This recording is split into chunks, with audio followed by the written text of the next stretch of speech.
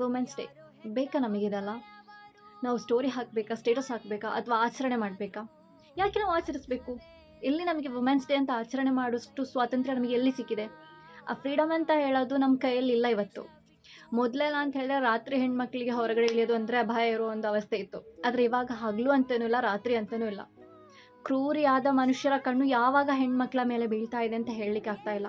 ಬೆಳಿಗ್ಗೆ ಶಾಲೆಗೆ ಕಳುಹಿಸಿರೋ ಮಗಳು ಹಿಂತಿರುಗಿ ಶಾಲೆಯಿಂದ ಬರುವ ತನಕ ಪೋಷಕರ ಮನಸ್ಸಿನಲ್ಲಿ ಬೆಂಕಿ ಉರಿತಾ ಇದೆ. ಯಾಕೆ ಈ ಥರ ಎಲ್ಲ ಆಗ್ತಾ ಇದೆ? ಯಾರಿಂದ ಈ ಥರ ಆಗ್ತಾ ಇದೆ? ಹೆಣ್ಣಿಗೆ ಸ್ವಾತಂತ್ರ್ಯ ಅಥವಾ ಸುರಕ್ಷತೆ ಅನ್ನೋದು ಎಲ್ಲಿದೆ?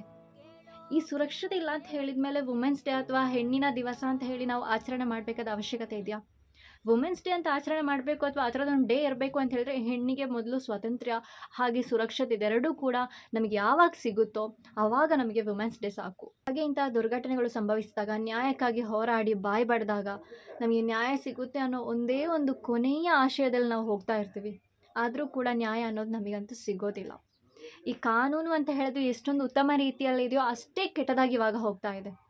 ಆಡಳಿತ ಮಾಡೋರಾಗಿರಬಹುದು, ನಮ್ಮ ಪೊಲೀಸ್ ಅಧಿಕಾರಿಗಳಾಗಿರಬಹುದು, ನಮ್ಮ ಸರ್ಕಾರ ಆಗಿರಬಹುದು, ಎಲ್ಲನೂ ಕೂಡ ಇವಾಗ ಹೆಣ್ಣಿಗೆ ವಿರುದ್ಧವಾಗಿ, ಹೆಣ್ಣಿಗೆ ಸುರಕ್ಷತೆ ಇಲ್ಲದ ಹಾಗೆ ನಡ್ಕೊಳ್ತಾ ಇದೆ.